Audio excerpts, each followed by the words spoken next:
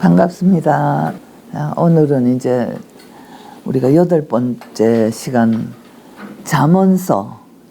잠언서들은 읽기가 쉽잖아요. 굉장히 읽기 쉽고 시편보다 훨씬 읽기 편한 것 같아.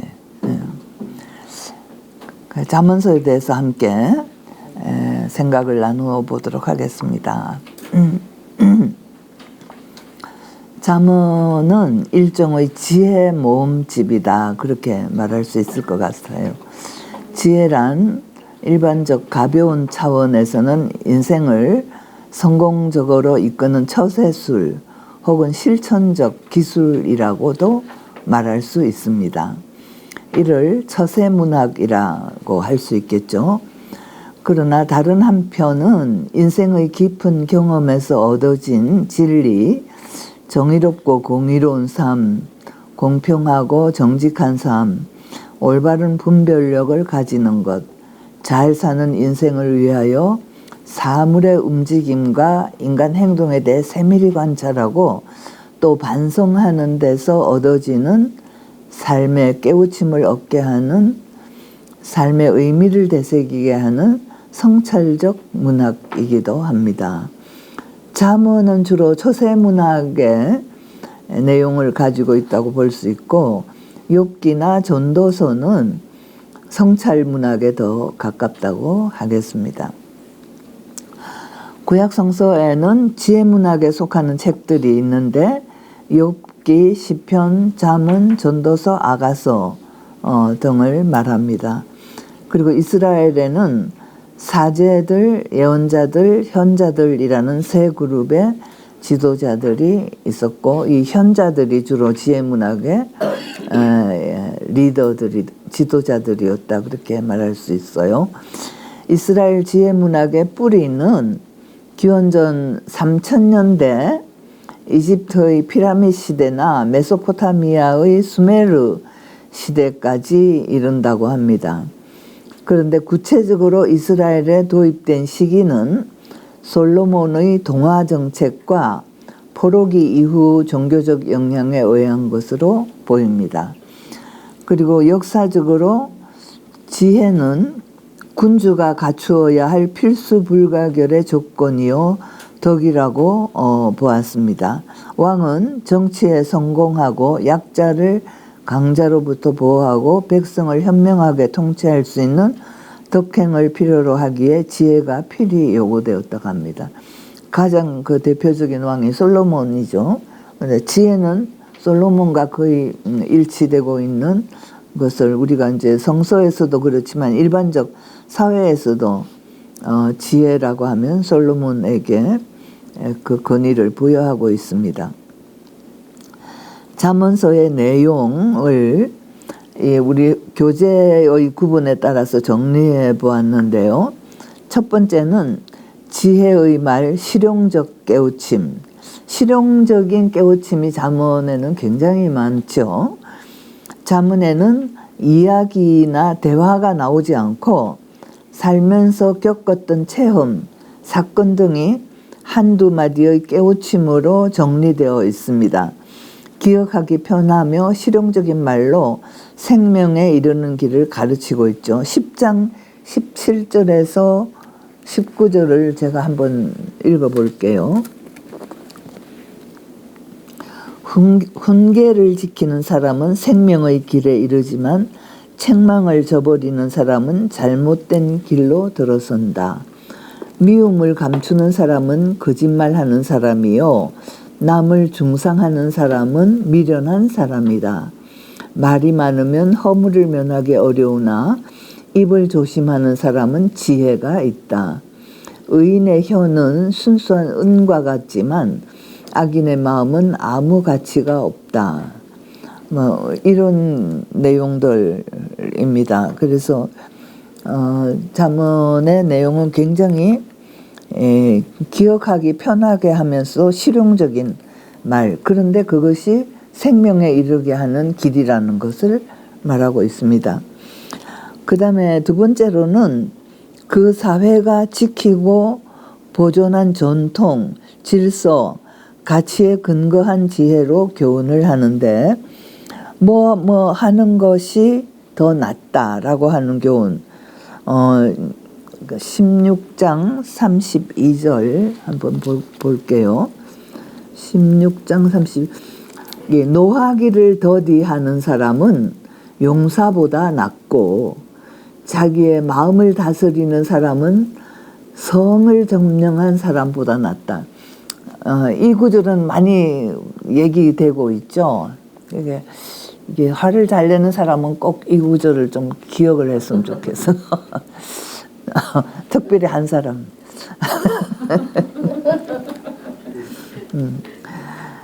그래서 정말 읽어보면은 기가 막힌 명언이잖아요, 정말.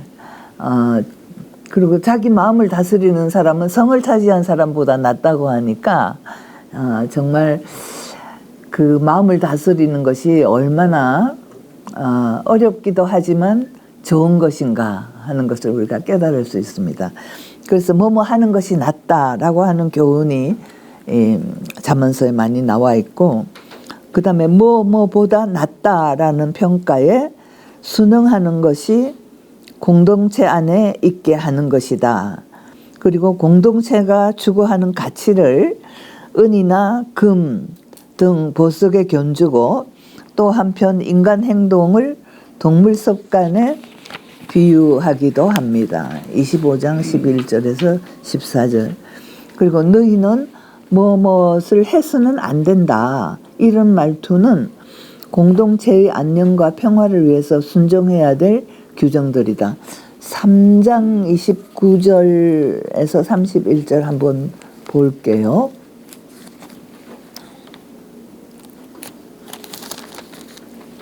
3장 29절.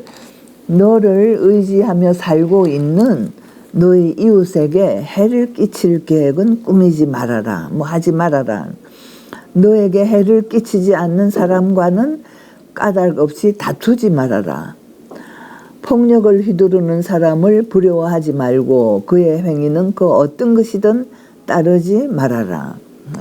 하지 말아라. 하지 말아라. 근데 이 공동체의 평안과 안녕을 위해서 필요한 일이다. 라고 하는 얘기입니다.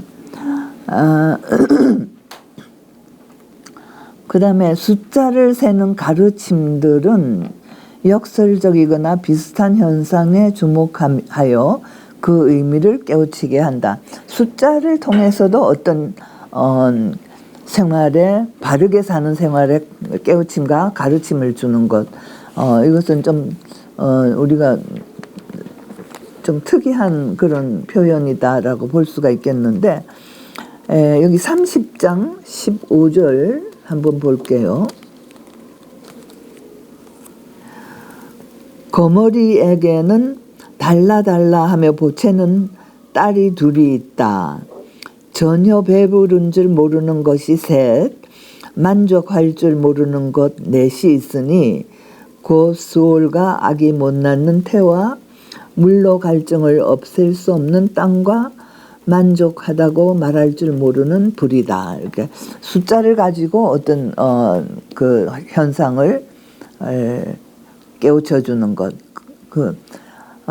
가르침, 이건 역설적이거나 비슷한 현상에 주목하여 그 의미를 깨우치게 해주고 있습니다. 그 다음에 실용적 가르침에 대한 평가를 해보면은 여기엔 옛 이스라엘이 지켜온 전통, 질서, 가치 등에 장차 그 사회의 지혜가 될 젊은이들이 적극 순응할 것을 다 이루고 있습니다. 그러니까 실용적 가르침은 이 젊은이들로 하여금 옛날에 지켜온 전통 가치들에 잘 따르도록 설득하는 내용이다. 그렇게 볼 수 있겠어요. 성실하라, 부지런하라, 말조심하여라, 화내지 말라, 뇌물을 받지 말라 하는 이런 등등의 말들에는 이스라엘의 사회적 가치가 들어있고, 그렇기 때문에 잠언은 옛 이스라엘이 어떻게 살려고 했는지를 보여주기도 합니다. 저는 그 기독교를 처음 들어오는 분들이 성경에서 어느 책을 읽을까요? 이렇게 물으면은 저는 잠언서부터 읽으라 그래요. 그것이 가장 쉬우면서도 편하면서도 우리 생활 언어하고 아주 밀착돼 있잖아요. 언어들이. 제가 한번 그 세길에서 타종교인들과의 대화를 하는 프로그램에서 불교인, 유교인 이렇게 다 불러서 대화를 할 때 느낀 건데, 기독교 언어는 너무 자기들만 통하는 언어들이에요. 우리 삶의 경험이나 이런 거에서 우러나오는 그런 언어들이 굉장히 부족하구나, 그런 걸 느꼈는데, 불교에서 오신 분이 얘기를 하는데 너무 생활에 밀착된 언어들 가지고 얘기를 하시더라고요. 그래서 저렇게 우리 삶에 바로 그냥 밀착되는 얘기들을 하는데, 우리들의 그 언어 표현은, 기독교는 상당히 좀 우리들끼리 통하는 언어로 사용하고 있구나, 그런 생각을 했는데, 이 잠언서는 그걸 넘어서거든요. 그래서 잠언서가 굉장히 좋은 책이다, 저는 그렇게 생각을 합니다. 그래서 이제 여기 그다음에 지혜의 글, 그 세속적 가르침이라는 내용을 보면, 잠언은 일상생활에 철저하게 관심하면서 어떻게 살아야 하는가를 말한다. 잠언이 다루는 세계는 우리가 살고 있는 이 세상이다. 그러므로 삶에서 필요되는 말, 성품, 성격, 빚보증, 상거래, 돈, 성, 감정, 부부관계, 친구관계, 상사관계, 땅에 관련된 문제, 이러한 것들이 모두 잠언의 지혜의 주요 소재가 되고 있다는 겁니다. 우리 코스모스에서 모임을 가지면은 굉장히 고민들을 하면서 이웃이 나에게 너무 의지를 하면서 여러 가지 요구를 많이 할 때가 있는데, 어느 한계까지 이거를 해줘야 되냐, 뭐 빚보증을 서줘야 되냐 말아야 되냐.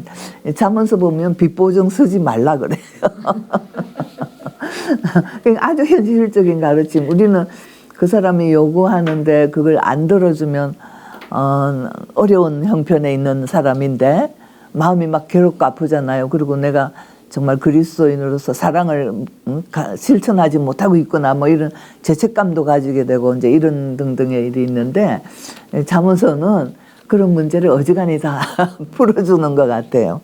그래서 아주 그 세속적 가르침을 풍부하게 우리들에게 보여주고 있는 책이라고 볼 수 있는데, 그 사상은 인과응보에 기준한 그런 지혜들을 말하고 있습니다.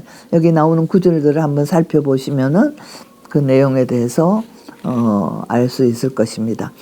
그리고 이 잠언서에서 얘기하고 있는 것은 삶을 이렇게 관찰하고 막 이렇게 자세히 들여다보니까 삶의 방식에는 일정한 틀이 있다는 거예요. 잠언은 심는 대로 거둔다는 법칙을, 이건 갈라디아서 6장 7절에도 나오는 말씀인데, 삶의 공식으로 정리합니다. 그러니까 내가 했기 때문에 결과를 얻게 된다. 여기엔 심는 대로 거둔다는 방식으로 세상을 다스리는 하나님의 지혜가 있고, 그러므로 지혜로운 사람은 하나님의 질서에 자신의 삶을 조율하며 사는 삶임을 말하고 있습니다. 이 인과응보적 사상은 신명기에 사실 뿌리를 두고 있죠. 그런데 이는 계절의 바뀜, 씨를 뿌리면 거두듯 창조 세계의 질서로 살아가야 함을 의미합니다. 곧 하나님 안에서 믿음대로 사는 삶을 말하고 있는 것입니다. 제가 그 시골 서산이라는 데서 한 7, 8년 살았거든요. 시골 살면서 가장 깨달은 진리가 뭘 것 같아요? 네. 콩 심은 데 콩 나고 팥 심은 데 팥 나는. 자연으로부터 얻는 그 이치, 자연에서 깨닫게 되는 바, 이거는 심은 대로 거둔다는 방식이거든요. 근데 우리 삶에서 사실은 이 말의 방식이 많이 적용되고 있죠. 실질은 지배하고 있어요. 그런데 이제 우리들이 이제 그것을 물론 이게 이제 인과응보 사상이라는 게 다 좋은 건 아니죠. 나중에 가면 이제 비판적으로 우리가 얘기해야 될 부분들도 많이 나오고 이제 욥기에 가면 바로 이걸 뛰어넘는 사상을 얘기해 주는 내용들이 나오게 되는데 일반적으로 기본적으로 우리가 이 인과응보적인 심는 대로 거둔다는 이 방식의 원칙에 따라서만 살아도 우리 사회는 훨씬 좋은 사회일 수 있다 하는 건 틀림없고, 그렇기 때문에 하나님이 그러한 방식으로 우리가 살 것을 가르치는 것도 하나님의 지혜의 한 측면이다, 그렇게 얘기할 수가 있겠습니다. 잠언은 이분법적으로 인간을 구분하고 있어요. 이건 잠언서에서 가지고 있는 하나의 특성이기도 하지만 사실은 이제 크게 보면은 이거는 조금 이제 문제적인 방식이라고 볼 수 있는데, 의인과 악인, 슬기로운 자와 어리석은 자, 바른 길을 걷는 자와 거릇된 길을 걷는 자. 그래서 이분법적으로 인간을 딱 나누어 가지고 잠언은 얘기하고 있어요.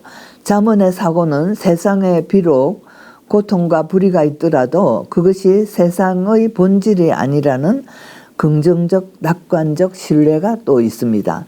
하나님은 그것들을 균형 잡아 주신다고 믿고 있고, 이 법칙을 모르는 자는 어리석은 자라고 말하고 있습니다. 그 다음에 지혜의 일깨움인데요. 그 보편적 성격, 아까 그 잠언의 내용이 모든 사람에게 적용되어질 수 있는 그런 깨우침이다, 그런 말을 했는데, 이 바로 보편적 성격을 갖고 있기 때문이다. 잠언서는 이스라엘의 시대와 문화를 넘어서는 보편적 지혜를 가지고 있습니다.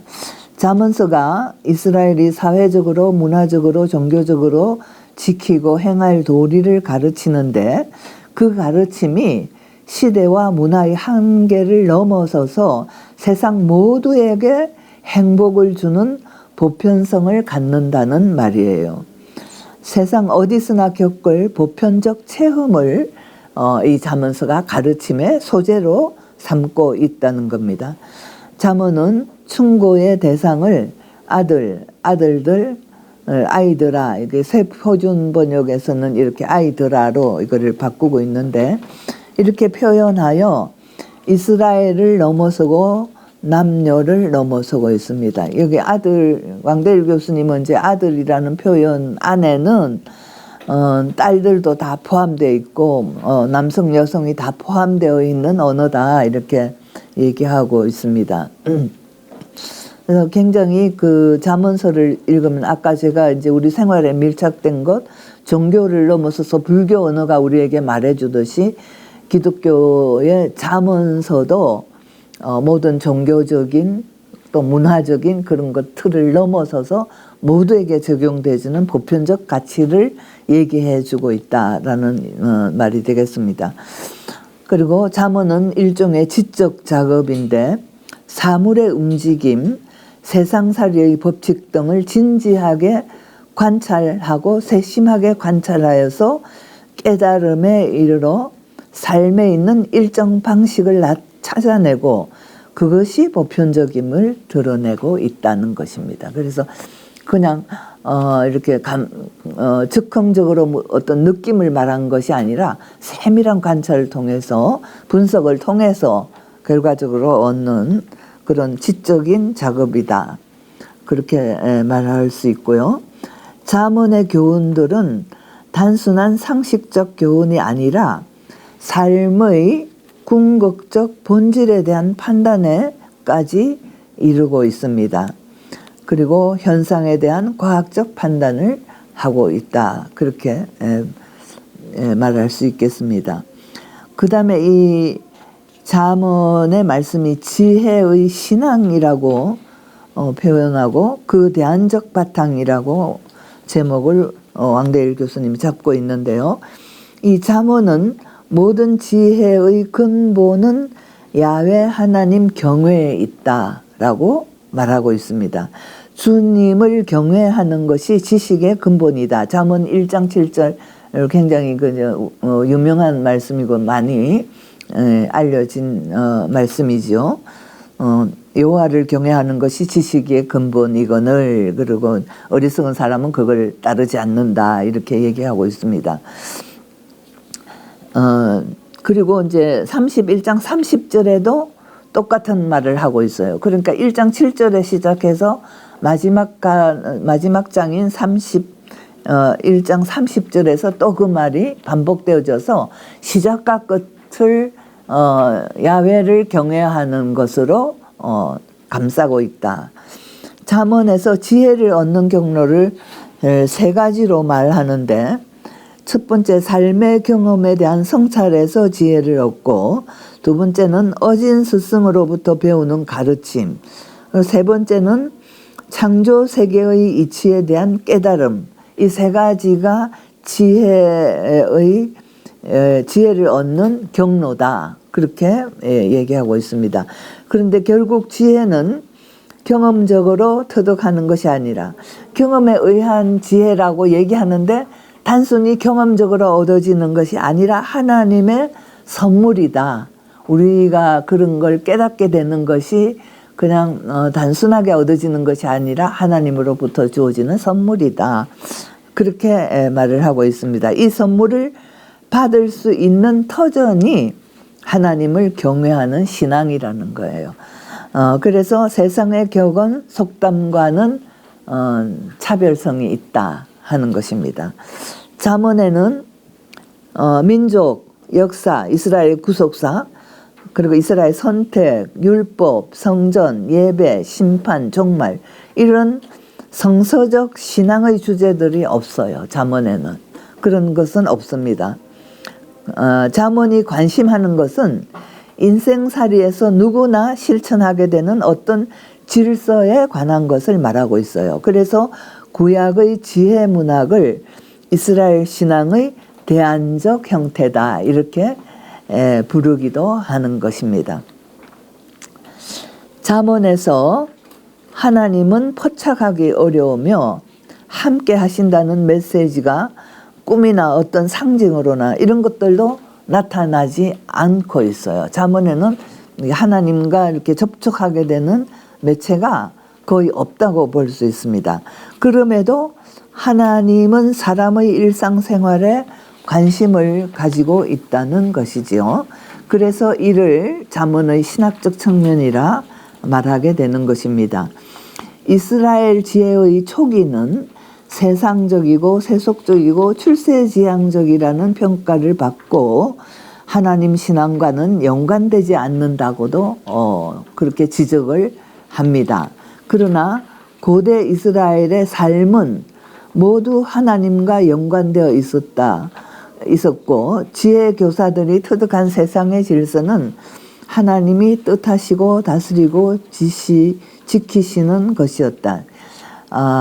그럼 이런 하나님 표현을 하지 않고 하나님이 이렇게 말씀하셨기 때문에 우리가 따라야 된다, 이렇게 살아야 된다, 이렇게 말하지는 않는데, 그러나 모든 우리 삶의 지혜의 근본은 하나님에게 있다라고 하는 말로서 이 세속적인 지식, 세속적인 방향, 이런 것들도 다 하나님의 뜻 안에 있는 것임을 간접적으로 시사해주고 있다는 겁니다.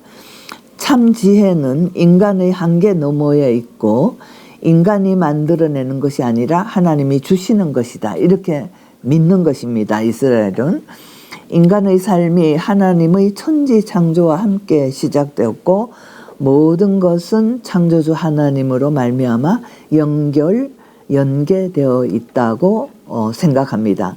살아 숨쉬는 모든 생명들이 상생하면서 평화를 누리도록 섭리하시고 그 과제를 받은 것이 인간이다, 이렇게 생각하고 있고, 그렇기 때문에 잠언은 하나님 없이 하나님 앞에 하나님과 더불어 살아가기를 일깨워주는 책이다, 그렇게 표현할 수가 있겠습니다. 잠언은 세상에 주인이 있다는 것, 그 주인이 창조주 하나님이라는 것, 그 뜻에 조율하며 사는 삶이 건강한 인생이라는 것을 알려줍니다. 그것은 이 세상에는 사람이 살아가는 방식에 일정한 틀이 있음을 일깨워주고 심는 대로 굳은다는 법칙을 공식적으로 정리하고 있고, 인과응보는 이 땅 위에 실현되는 삶의 윤리적 도덕적 무게를 강조하려는 시도라고 할 수도 있겠습니다.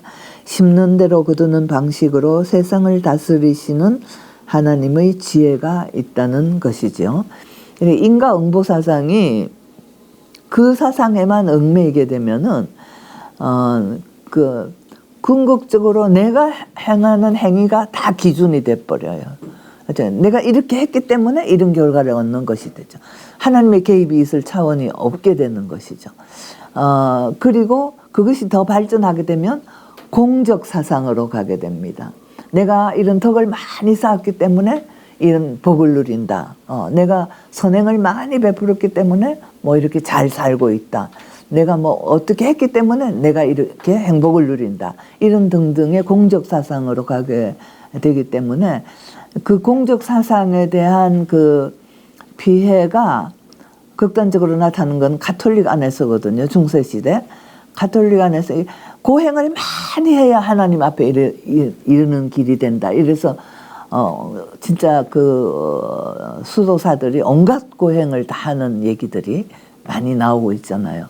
그러니까 인과응보 사상이 극단적으로 가면 그런 문제에 봉착하게 되기 때문에 그것은 이제 비판의 여지가 있는 사상인데, 그럼에도 불구하고 기본적인 인과응보의 사상은 우리 삶을 절제하게 하고 정직하게 만들고 도덕적으로 유지시켜주는 하나의 틀이 된다는 거죠. 그렇기 때문에 그 양면을 우리가 볼 수 있어야 되는데, 잠언서는 그 틀을 지금 강조하고 있다. 그렇게 볼 수 있습니다. 그 다음에 이 지혜의 의인화인데요. 여인지혜라고 하는 사상인데, 잠언서에는 이 지혜가 중심이 되고 있잖아요. 지혜로운 삶이 어떤 것인가, 지혜로운 삶이 어떤 것인가. 근데 이 지혜가 매우 독특한 성격과 위치로 나타나고 있고, 이와 관련된 많은 논의들이 있습니다. 여성으로 의인화된 지혜가 등장하고 있고요. 그 지혜의 정체와 의미에 대해서 우리가 이제 한번 같이 생각을 해보려고 하는 건데요. 지혜는 여인으로 의인화되어 1인칭으로 말하고 주장합니다. 1장 20절에서 33절까지의 그 내용이 주로 나타나고 있고, 8장에 가면 이건 완전히 이제 그 여인 지혜에 대한 내용이 8장은 전체적으로 중심이 되고 있어요.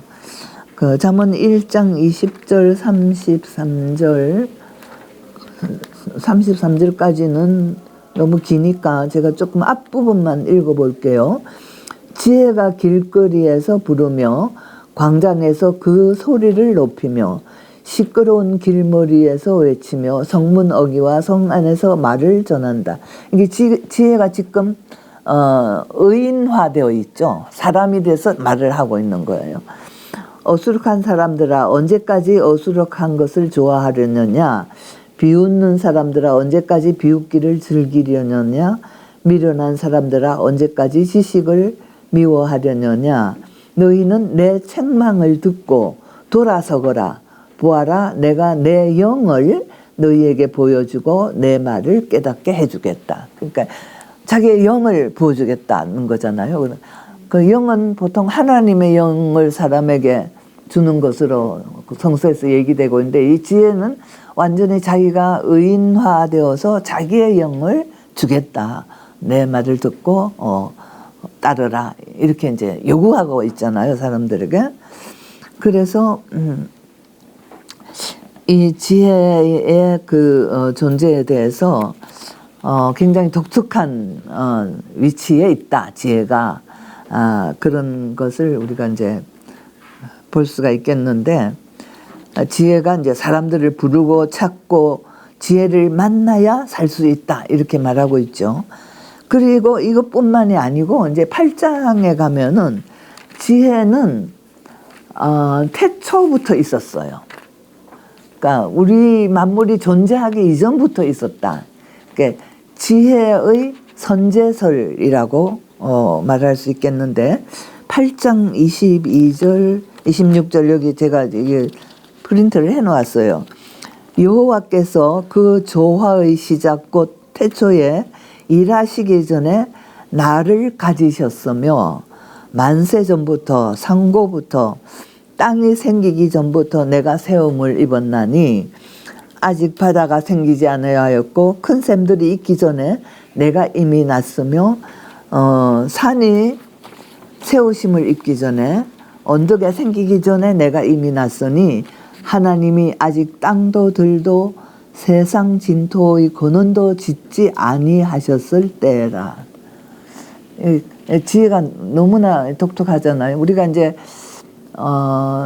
요한복음에 보면 예수 말씀이 태초에 말씀이 있었다. 그래서 선제설을 얘기하고 예수의 선제설은 성서에서 분명하게 나오고 있지만 지혜의 선제설을 사람들이 별로 관심도 안 가졌고 알지도 못하고 지내죠. 사실 지혜가 선제적인 존재다 그런 걸 알고 계셨어요? 모르셨죠? 그러니까 이 잠언서 8장에서 지혜를 이렇게 선제적인 존재로 얘기하고 있다는 것은 굉장히 독특한 것인데 이 왕대일 교수님은 이게 이제 여성 신학자들이 이거 아주 중요한 본문이다 그러고 이제 연구를 하거든요. 근데 이제 왕대일 교수님은 남성이니까 이 문제에 대해서 그래도 지혜는 피조물이다. 창조주는 아니다. 이렇게 얘기를 하는데 여기 문장으로 봐서는 피조물이 아니에요. 창조 이전에 벌써 있었어요. 그러니까는 이 선제설에 대해서 우리가 어떻게 해석할 것이냐가 상당히 관심의 초점이 될 수 있습니다. 근데 그를 뿐만 아니고 이 지혜는 창조적 조력자로 나타납니다. 8장 27절에서 31절 보면은 이미 존재하여서 하나님의 사역 옆에 바로 그때 야훼와 함께 있었던 지혜를 말하고 있고요. 여기서 지혜는 자신을 아몬이라 하는데 히브리어 아몬은 장인이라는 말이에요. 그리고 창조 사역에 있어서는 장인을 창조주로 번역하여 하나님과 동일시하거나 표준 세번역은 창조의 명공으로 번역하고 있고 우리 교재에는 창조의 명공이다 이렇게 표현하고 있어요. 그리고 영어 개역 성서에서는 마치 장인처럼으로 번역했고 새 유대교 성서는 막역한 친구로 번역하고 있습니다. 근데 창조적 조력자로서의 지혜에 대한 이해가 이렇게 난해함을 보여주고 있다는 것을 알 수 있죠. 그러니까 유대교나 기독교의 전통은 세상 모든 만물은 피조물이라고 규정하고 있는데 여기 지혜 문서에 보면 분명 지혜를 창조주 그룹에다가 넣어놓고 있거든요. 창조 만들 때에 내가 옆에 있었고 내가 같이 만들었고 내가 창조의 명공이다. 장인이다. 이렇게 얘기하고 있거든요. 그러니까 유대교나 기독교가 이게 난처한 거예요. 이 본문, 이 구조를 해석하기가.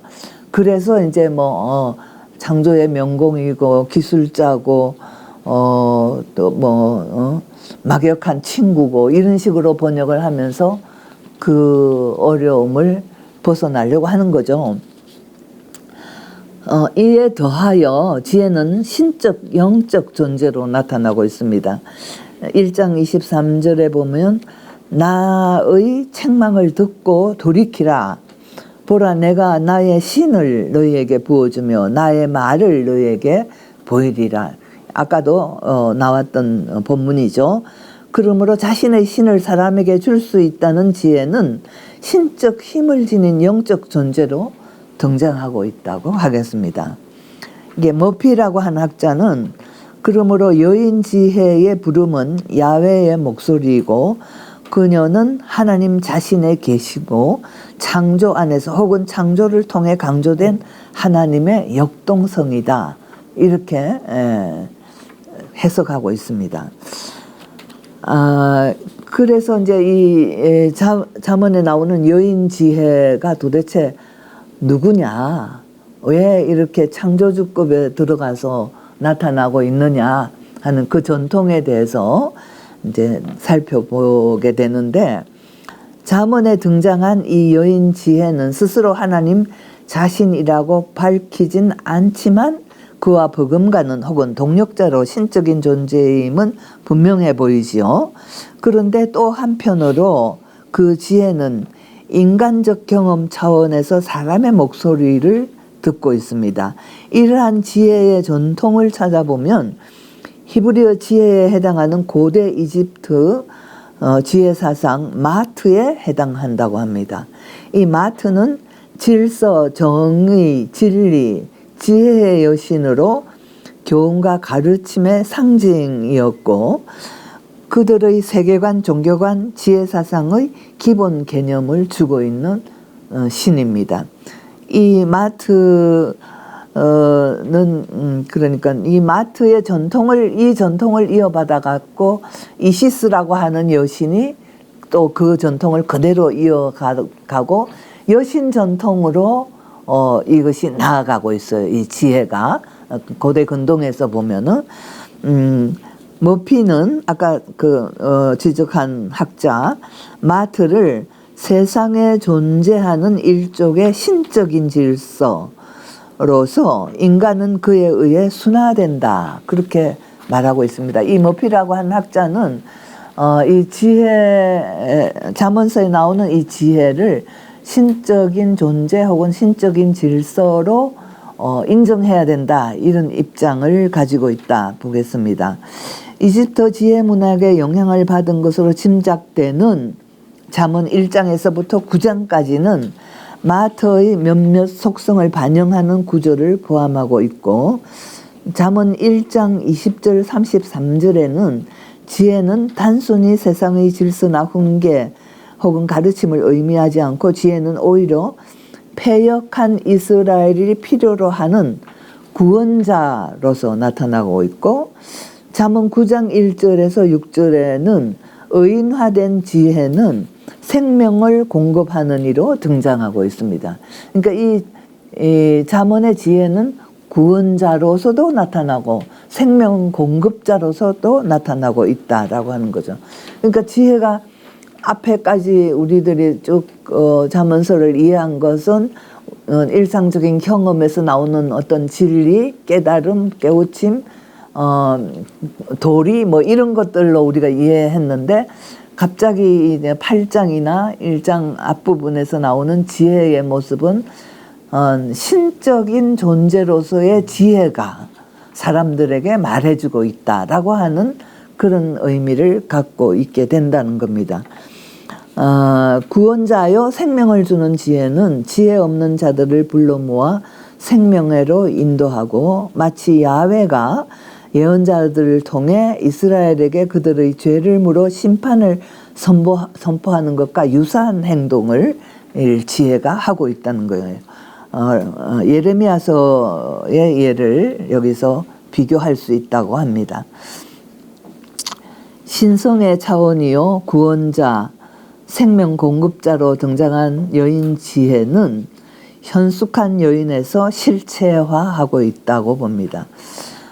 잠언 31장 10절에서 31절까지 알고 계세요? 어떤 내용인지 혹시?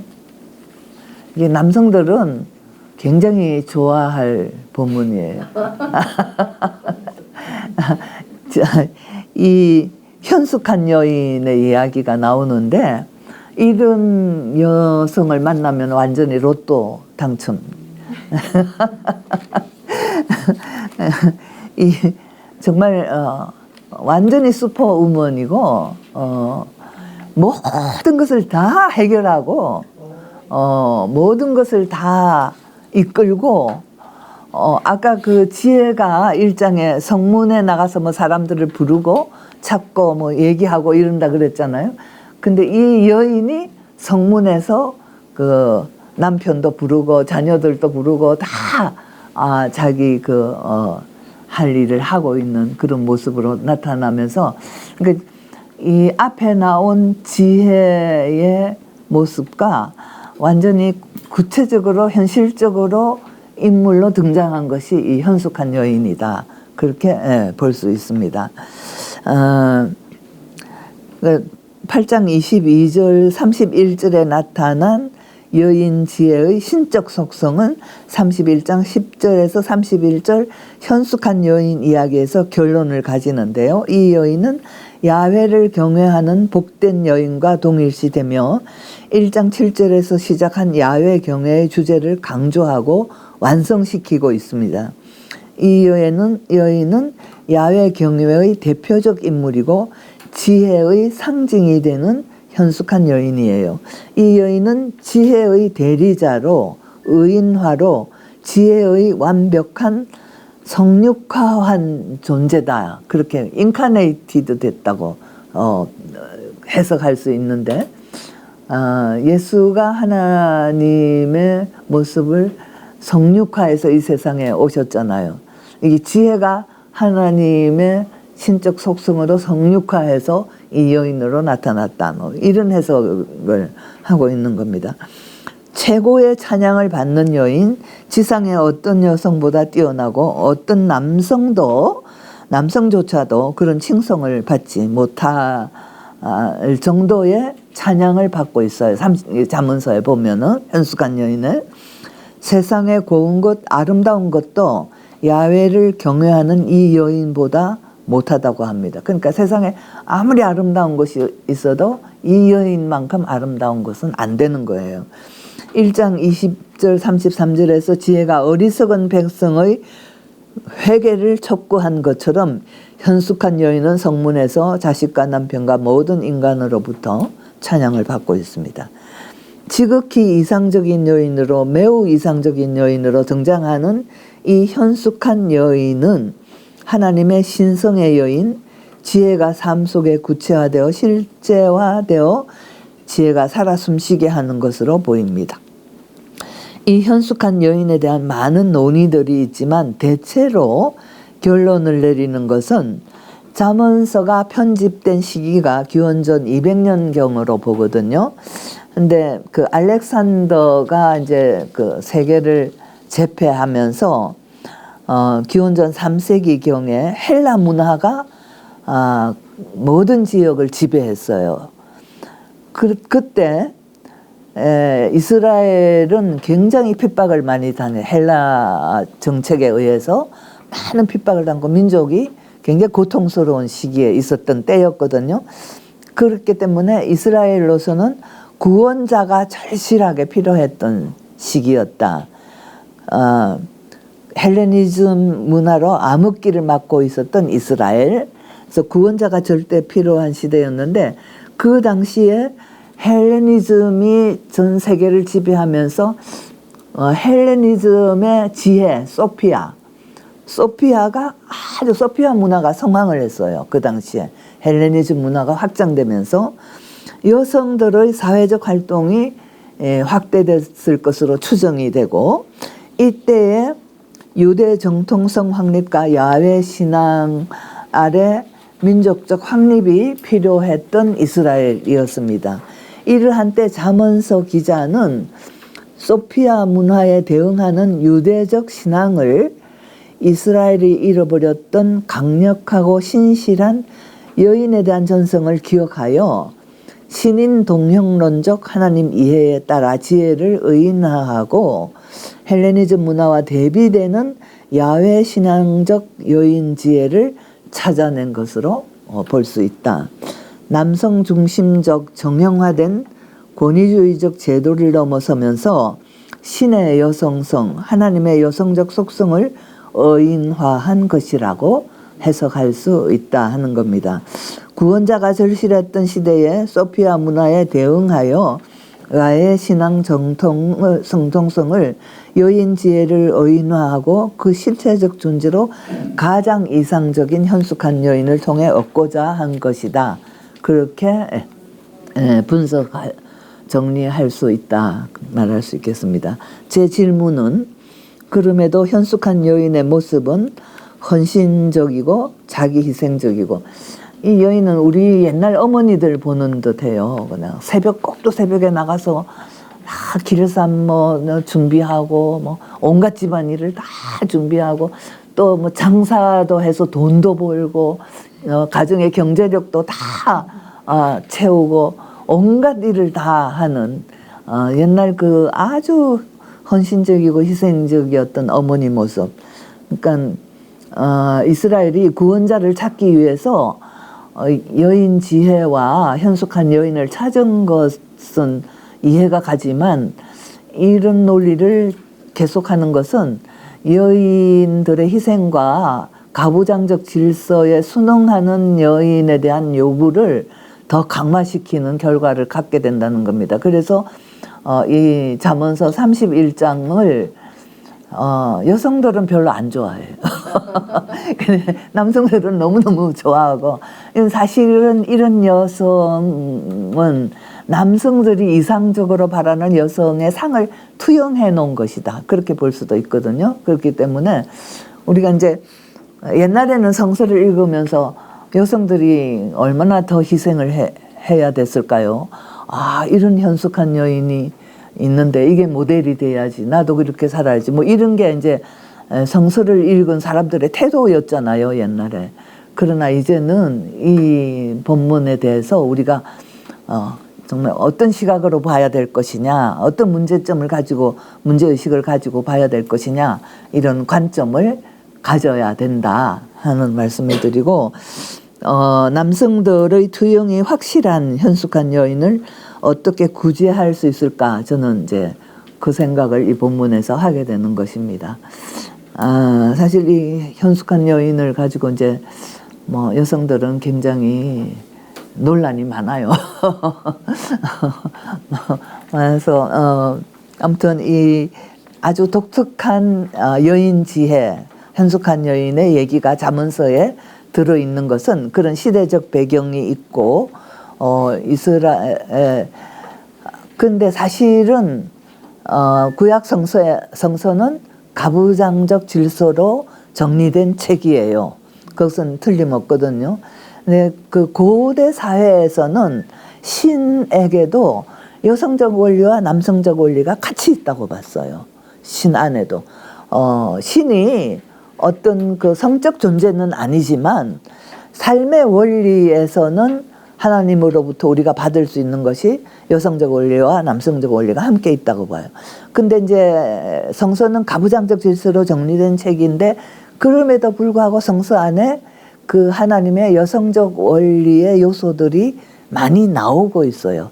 호세아서라든가 그리고 이제 누가복음서에 가면은 누가복음서는 제가 이제 사실 여기서 그 돌아온 탕자 그 그림을 그린 레브란트 그림을 사실은 보여드리면 좋겠다 생각했는데 그 렘브란트 그림을 보면은 탕자가 돌아왔을 때 아버지가 이제 그 탕자를 맞잖아요. 사실은 그 아버지 모습은 어떻게 보면 우리 엄마들 모습 같잖아요. 근데 그 아버지 모습을 그렸는데 렘브란트가 어떻게 그렸느냐? 아버지가 두 손을 탕자의 어깨에 올려놓고 있는데 한 손은 남성의 손이고 한 손은 여성의 손으로 그려놨어요. 그래서 굉장히 그 인상적이고 의미를 강하게 느끼게 되는데 그 하나님의 신성 안에도 사실은 그 여성적 원리가 작동해야만 인간 모두에게 주는 삶의 원리들이 충만할 수 있어요. 근데 가부장적 원리들만 우리가 받는다면은 그것은 모순도 많아지고 절반밖에 못 받는 거가 되죠. 그래서 여성적 원리들을 우리가 성서로부터도 받을 수 있어야 되는데 성서에는 이건 하나님의 여성적 원리다라고 절대 말하지 않거든요. 그냥 하나님이 이렇게 하셨다 하는데, 이사야서나 그 호세아서나 보면 내가 너를 뭐 품에 안았고 너를 뱃속에 잉태했고 그런 말을 가르쳤고 너를 데리고 다니면서 너를 이렇게 키웠다, 이스라엘을 보고 그렇게 표현하는 표현들이라든가, 하나님이 하여튼 얼마나 이스라엘을 강력하게 사랑하고 보호하는가에 대한 표현들, 이런 것들은 다 하나님의 여성적 원리를 갖고 있는데, 사실은 기독교, 유대교의 너무나 강한 가부장적 질서들이 그런 걸 다 은폐시켜 버렸다, 그렇게 볼 수가 있고, 그러니까 이제 우리가 찾아내려고 하는 것이고, 신적 원리에서 그 여성적 원리들에 대한 이야기를 더 할 수 있어야 되고, 예수께서는 그걸 많이 주려고 노력하셨어요. 그래서 누가복음에 보면은 당자의 이야기도 그렇지만, 누가복음에 나오는 잃어버린 동전 찾는 여인의 모습이라든가, 그다음에 빵에 누룩을 넣는 여인의 모습이라든가, 여성의 경험을 많이 적용해서 하나님의 질서를 얘기하려고 했던 흔적들이 성서에도 많이 나와 있는 것을 볼 수가 있습니다. 그래서 잠언서나 지혜문서는 일반적으로 상당히 여성적 원리를 많이 내포하고 있다고 우리가 볼 수 있는데, 그 여성적 원리들은 이 남성적 원리와 어떻게 대별될 수 있느냐? 남성적 원리들은 사회적 제도나 질서, 규정, 원칙, 규칙 이런들의 철저해요, 이런 것들에. 근데 여성적 원리는 상황의, 관계의 중요성에 중심을 둬요. 그러니까는 이 사람과 이 사람의 관계성 속에서 뭐가 문제인가, 뭐가 사랑인가, 이걸 찾는 것이고, 남성적 원리는 법적으로 따지고 사회 관습적으로 따지고 이런 것들이 남성적 원리에 속한다. 지금 세상을 남자들의 원리에 의해서 지금까지 지내온 결과가 기후위기에까지 이르렀다고 본다면은, 이제는 그 여성적 원리들이 세상 안에서 많이 회복되어야 될 시대적 상황에 있다, 그렇게도 말씀드릴 수 있겠습니다. 제 말씀은 여기서 끝나겠습니다. 이제.